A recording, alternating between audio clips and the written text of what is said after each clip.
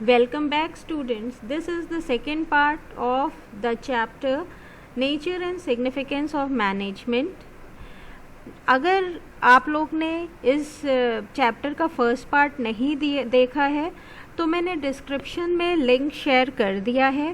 Please watch the first part of the video, क्योंकि अगर आप फर्स्ट पार्ट नहीं देखेंगे तो आपको ये सेकेंड पार्ट वीडियो का और इस चैप्टर के जो भी अपकमिंग वीडियोस रहेंगे वो ठीक से समझ में नहीं आएंगे. स्टूडेंट, अगर आपको ये लगता है फर्स्ट पार्ट चैप्टर का देख के कि वीडियो इजी सिंपल लैंग्वेज में है और आपको समझ में आ रहे हैं और ये सारे वीडियोस जो भी हम बनाएंगे वो क्लास 12th में आपको हेल्प करेंगे, तो please subscribe my channel and press the bell icon.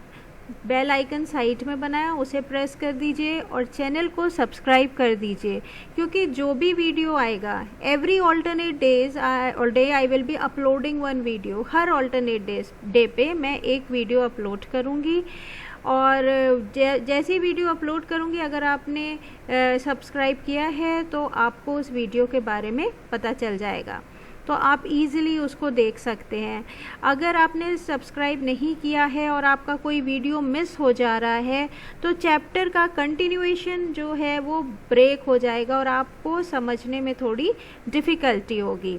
तो please subscribe my channel and press the bell icon for watching the upcoming videos. और जिसने भी फर्स्ट पार्ट नहीं देखा है nature and significance of management का, उसमें हमने क्या एक्सप्लेन किया था? Meaning of management, meaning of efficiency, meaning of effectiveness and meaning of process.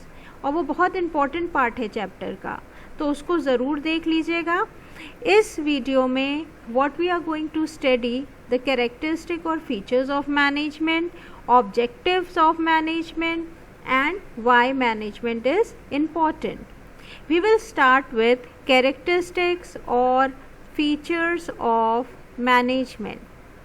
First characteristic of management is goal oriented process. हमने आपको क्या बताया था? गोल का meaning aim, target of the organization. What is management? Management is a goal oriented process. इसका क्या मतलब है? Management always aims at achieving organizational objective. Management का एम क्या होता है? वो हर मैनेजमेंट क्यों करते हैं, चीज़ों को मैनेज क्यों करते हैं? कि जो गोल ऑफ द ऑर्गेनाइजेशन है, जो भी टारगेट ऑफ द ऑर्गेनाइजेशन है, उसको ईजिली अचीव कर सकें. मेन फंक्शन ऑफ मैनेजमेंट किसका होता है? Manager is responsible for performing the function of management. Management का जो फंक्शन है वो कौन परफॉर्म करता है? मैनेजर. और मैनेजमेंट क्या है? It is a goal oriented process. तो मैनेजर की क्या रिस्पॉन्सिबिलिटी है? मैनेजर की रिस्पॉन्सिबिलिटी है कि जो भी ह्यूमन रिसोर्स वर्क कर रहा है, जो भी लेबर, जो भी वर्कर्स, जो भी एम्प्लॉयज़ ऑर्गेनाइजेशन में वर्क कर रहे हैं, उनको इस तरह से डायरेक्शन दे, उनको इस तरह से काम बताए कि goal of the organization achieve करना इजी हो जाए. तो in management is goal oriented process हमें क्या समझ में आया कि जो मेन फंक्शन मैनेजर का होता है वो होता है चीज़ों को मैनेज करना. मैनेजमेंट मेन फंक्शन मैनेजर का है, तो मैनेजर की रिस्पॉन्सिबिलिटी है कि जितने भी ह्यूमन रिसोर्स हैं ऑर्गेनाइजेशन में, जो एम्प्लॉयज़, जो वर्कर्स हैं ऑर्गेनाइजेशन में, उनको ऐसे मोटिवेट करे, उनको ऐसे डायरेक्शन दे, उनको ऐसे सुपरवाइज करे कि सब एक ही डायरेक्शन में सोचें. And what is that direction? Achieving the target, the end target, the aim of the organization. Second characteristic या फीचर क्या है? Management is pervasive. What is the meaning of the word pervasive? Pervasive means something which is present everywhere. Pervasive means universal. Pervasive का क्या मतलब होता है? Universal. Universal मतलब जो हर जगह प्रेजेंट है। तो मैनेजमेंट केवल बिजनेस हाउसेस या फिर कंपनी या फैक्ट्री में ही नहीं प्रेजेंट है, इट इज़ प्रेजेंट एवरीवेयर। कोई हाउस होल्ड एक्टिविटी हो या पूरी कंट्री को रन करना है, या स्कूल हो, कॉलेजेस हो, शॉपिंग मॉल हो, ट्रेडिंग इंडस्ट्री है, मैन्युफैक्चरिंग इंडस्ट्री है, स्मॉल इंडस्ट्री है, कॉटेज इंडस्ट्री है, सिनेमा हॉल है, management is present everywhere. Management के बिना कोई भी वर्क पॉसिबल नहीं है। तो what is the meaning of pervasive? Management is pervasive means management is universal in nature, ये हर जगह प्रेजेंट है। Third is management is multi dimensional, very important feature, बहुत बार एग्जाम में पूछा जाता है। Management is multi dimensional.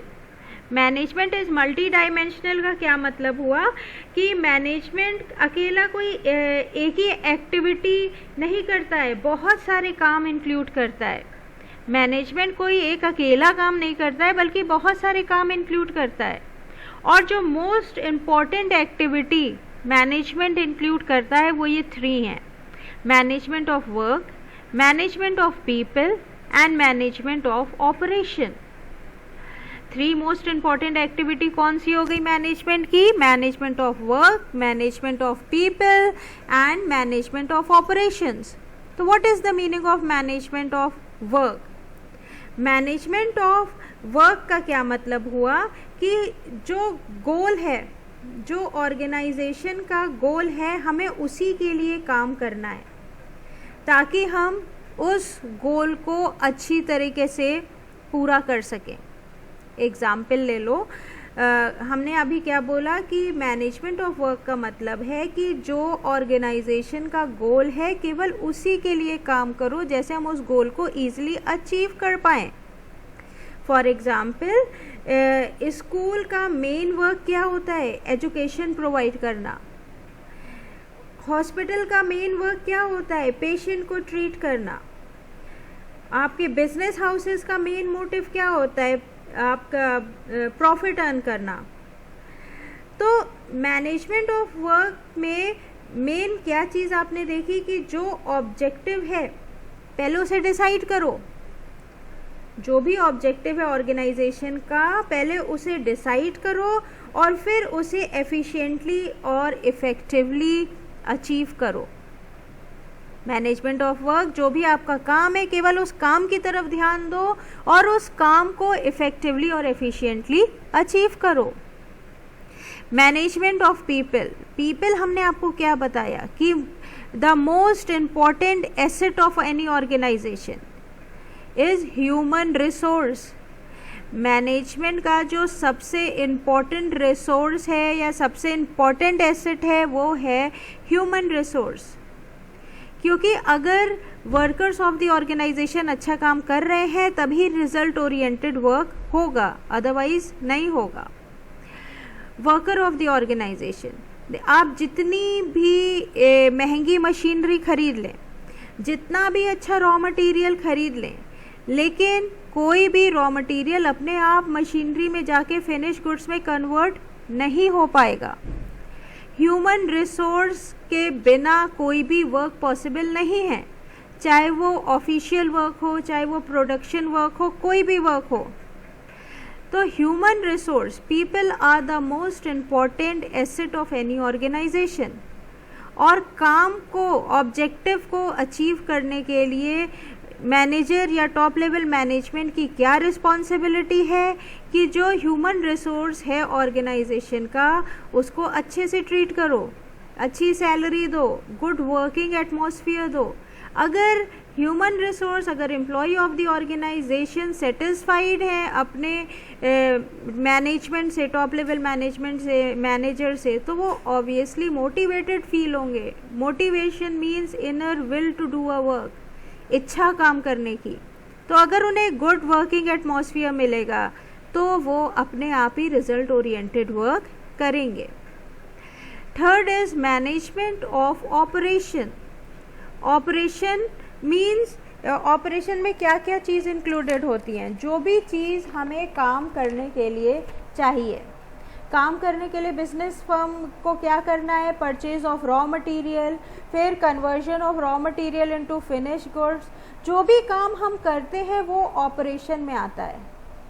तो इसमें management of work plus management of people दोनों ही इंक्लूड हो जाते हैं.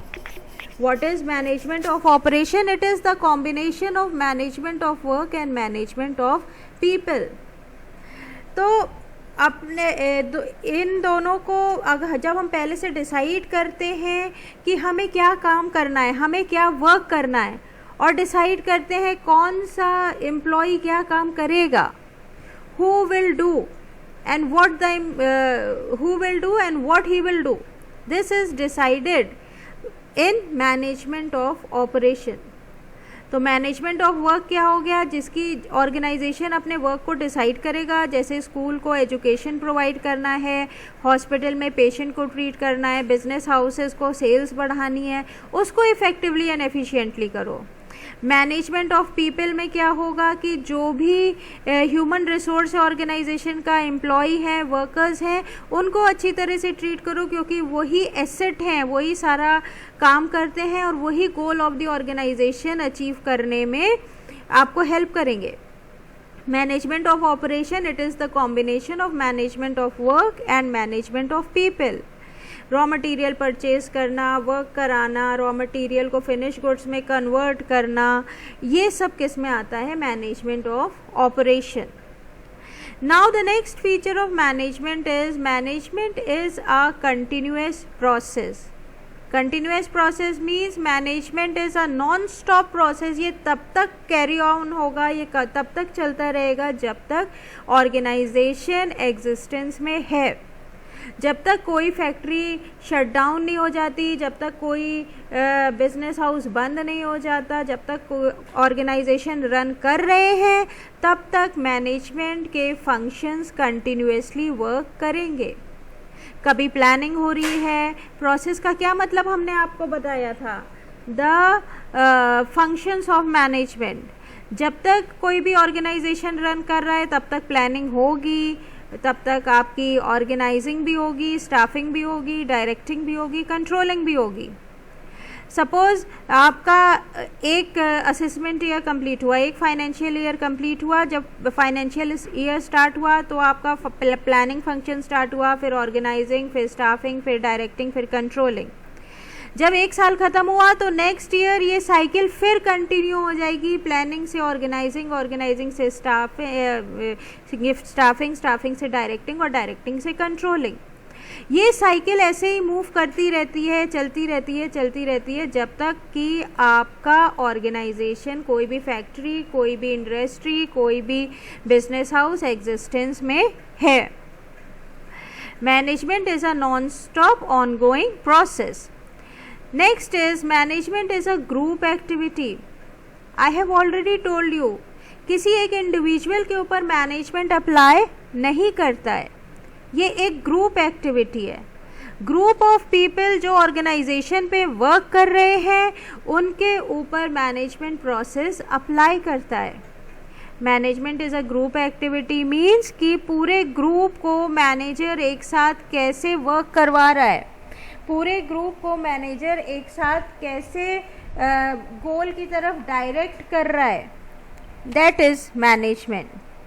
It always apply on a group of people, वो किसी इंडिविजुअल पे अप्लाई नहीं करेगा. Next is management is a dynamic function. Dynamic, what is the meaning of dynamic? Dynamic means कि it can be adjusted in any situation.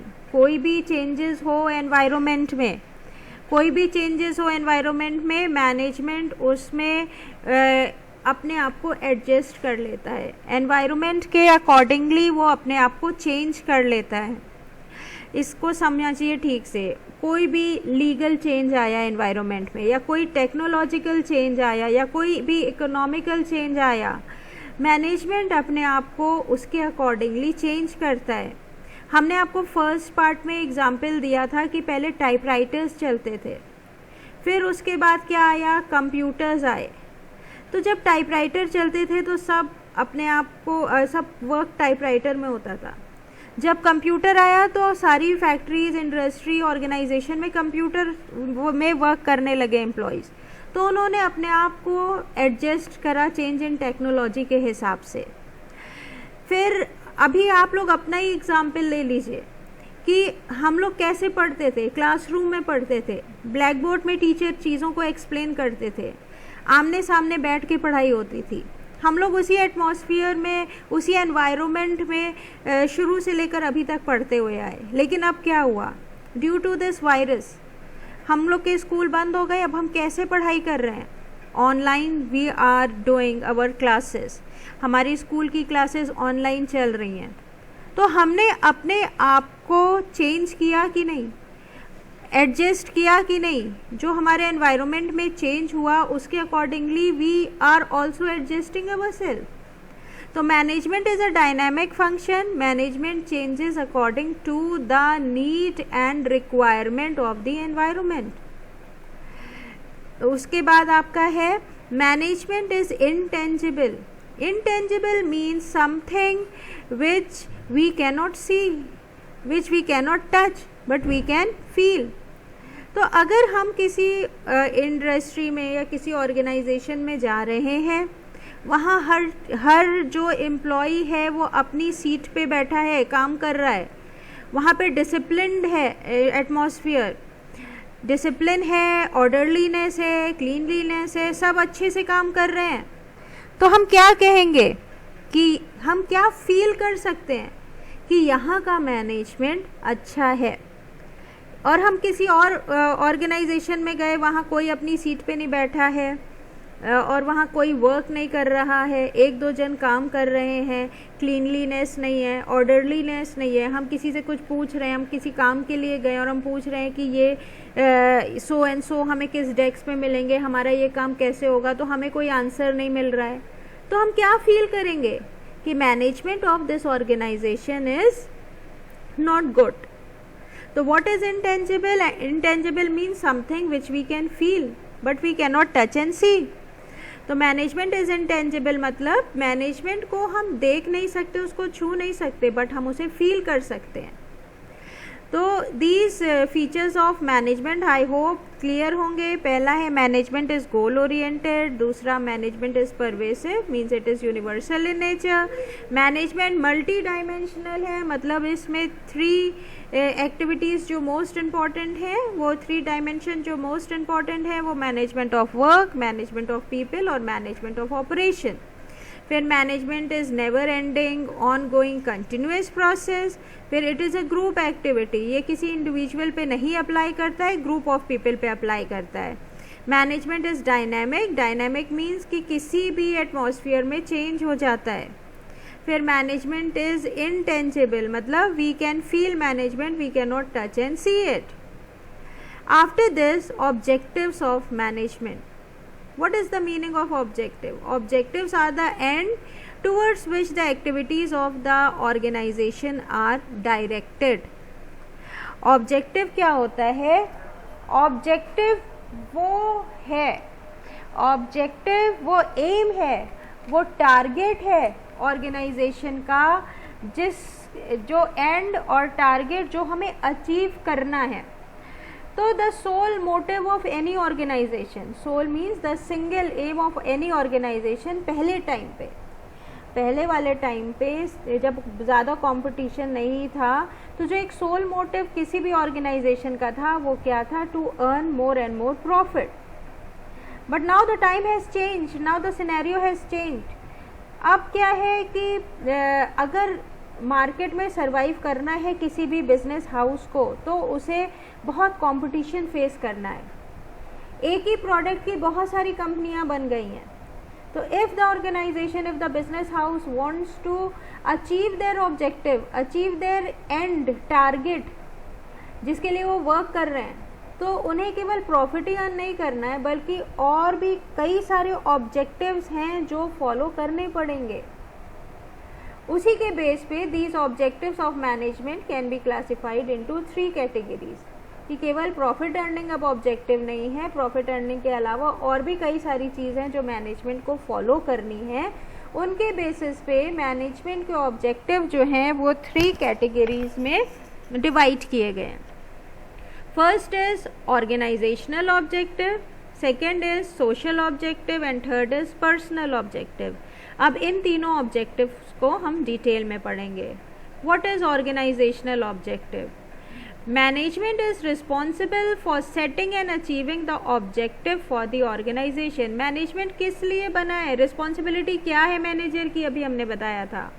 Manager की responsibility है कि जितना भी ह्यूमन रिसोर्स है उसको किस तरफ डायरेक्ट करेंगे, ऐसे मेथड्स बताएंगे, ऐसे डायरेक्शन देंगे, ऐसी गाइडलाइंस देंगे कि जो main aim of the organization है उसको अचीव करना है. सब एक ही डायरेक्शन में सोचेंगे, सब मतलब जितना भी स्टाफ है ऑर्गेनाइजेशन का वो एक ही डायरेक्शन में सोचेगा, और वो डायरेक्शन क्या है? How to earn more and more profit and how to achieve the other objective of the organization.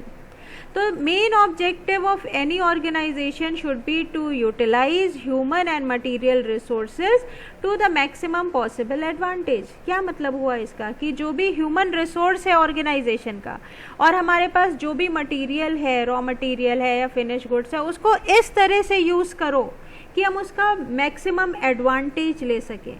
Maximum advantage मतलब इस तरह से ह्यूमन रिसोर्स से वर्क कराओ, इस तरह से अपने मटेरियल रिसोर्सेज को यूज़ करो कि उसका बेस्ट यूसेज, उसको हम बेस्ट एडवांटेज, पॉसिबल एडवांटेज ले सकें.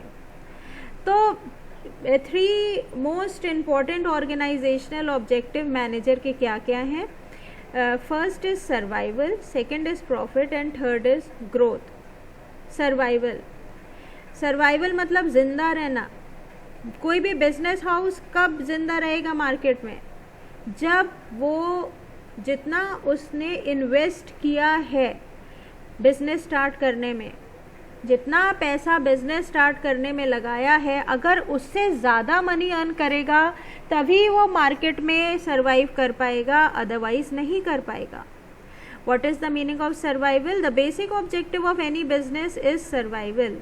In order to survive in an organization, we must earn enough revenue to cover cost.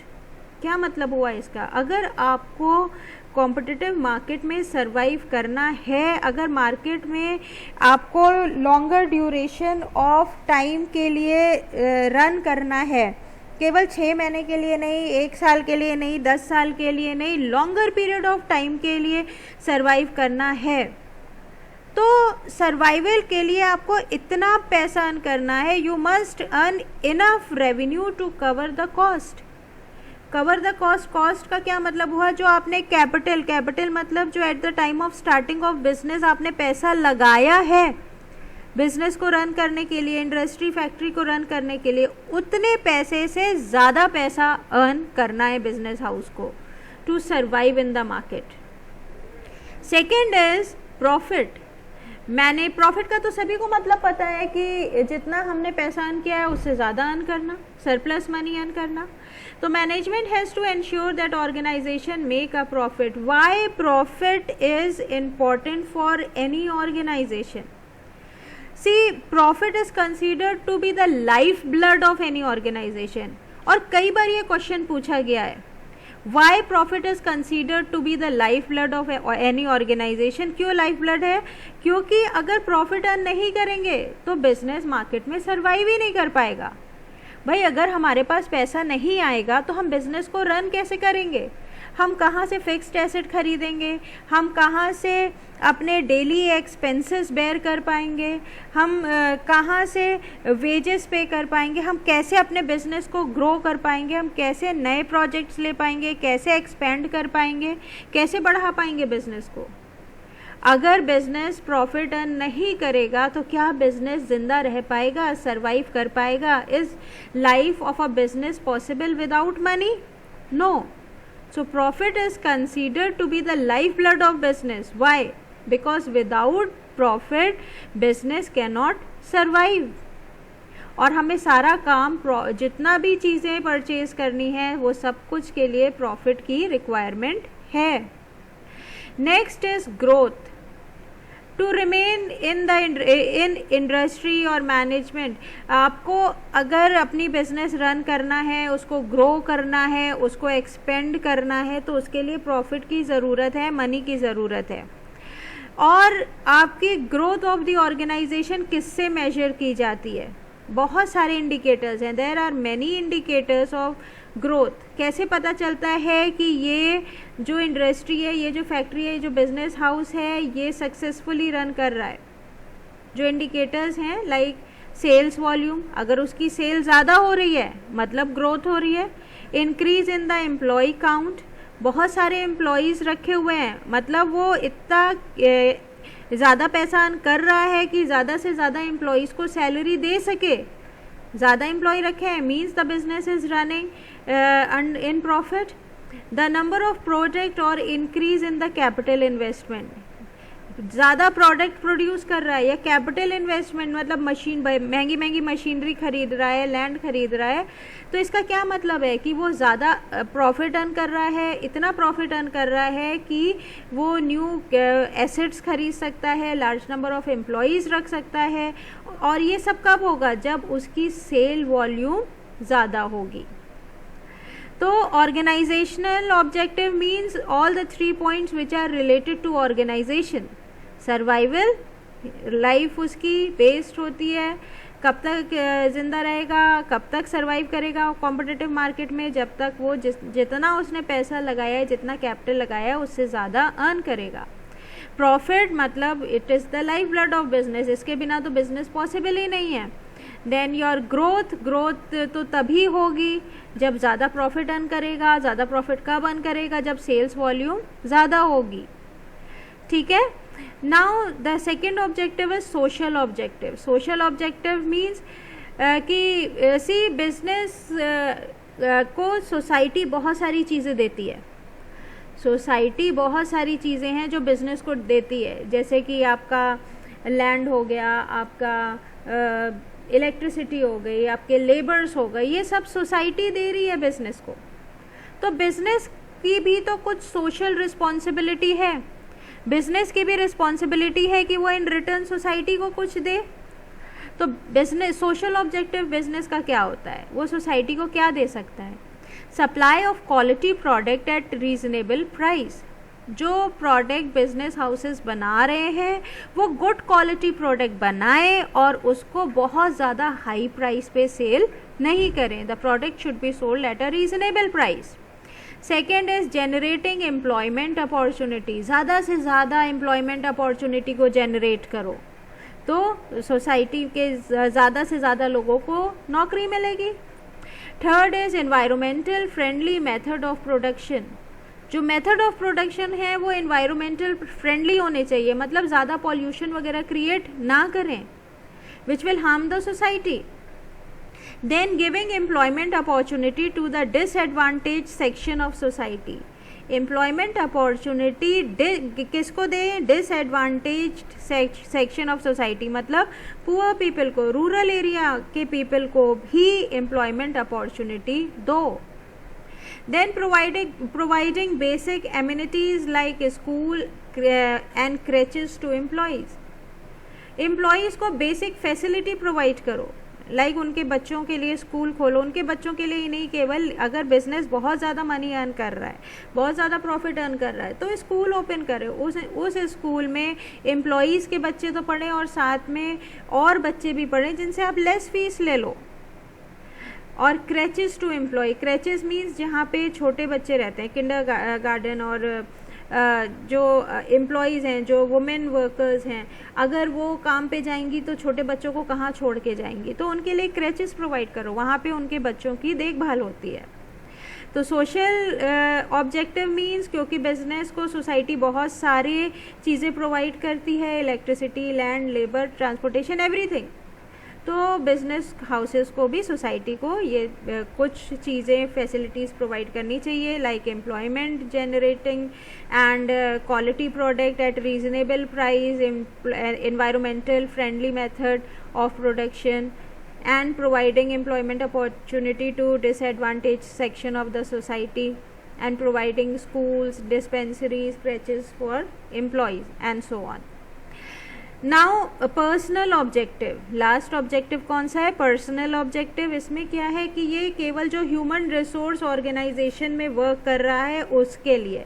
हमने बताया कि human resource most important assets of the organization है, तो उनकी नीड को हमेशा ध्यान में रखेंगे. अगर वो सेटिस्फाइड फील करेंगे, अगर एम्प्लॉयज़ ऑर्गेनाइजेशन के सेटिस्फाइड फील करेंगे, तभी वो क्या करेंगे? अच्छे से वर्क करेंगे. तो give competitive salary to the employee, उनकी फाइनेंशियल बेसिक नीड्स को फुलफिल करो, उनको अच्छी सैलरी दो तो वो खुश रहेंगे और अच्छे से काम करेंगे. प्रमोशन दो, उनको ट्रेनिंग दो. ट्रेनिंग से क्या होगा? पर्सनल ग्रोथ और डेवलपमेंट होगी एम्प्लॉय की, जिससे अगर वो पहले से काम करना सीख जाएगा तो वो मोटिवेटेड फील होके और अच्छी तरह से काम करेगा. Good and healthy working condition for safety of employ, जो एम्प्लॉय की सेफ्टी है उसको ध्यान दो. एक गुड और हेल्दी वर्किंग कंडीशन अगर एम्प्लॉय को मिलेगी तो एम्प्लॉय क्या करेंगे? दे विल फील सेटिस्फाइड और वो अच्छे से अपना वर्क करेंगे और गोल ओरिएंटेड रिजल्ट ऑर्गेनाइजेशन को प्रोवाइड करेंगे. तो 3 टाइप ऑफ आपके ऑब्जेक्टिव्स कौन से हो गए?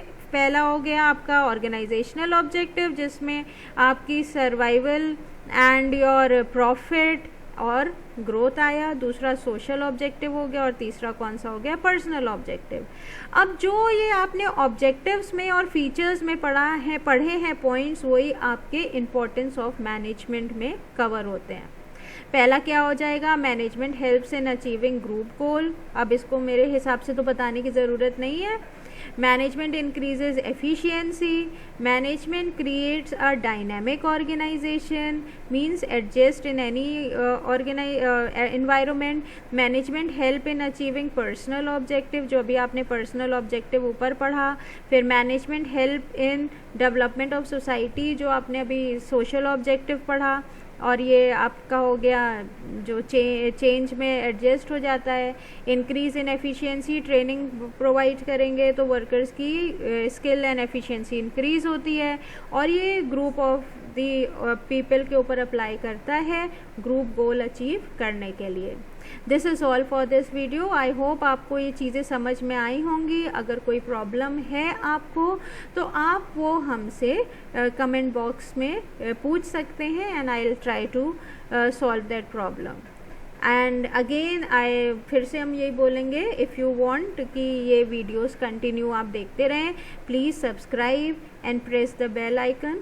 अब नेक्स्ट ऑल्टरनेट डे पे आपके पास थर्ड पार्ट इस चैप्टर का आएगा, जिसमें हम लोग लेवल ऑफ मैनेजमेंट डिस्कस करेंगे. That's all for today. Thank you. Have a nice day.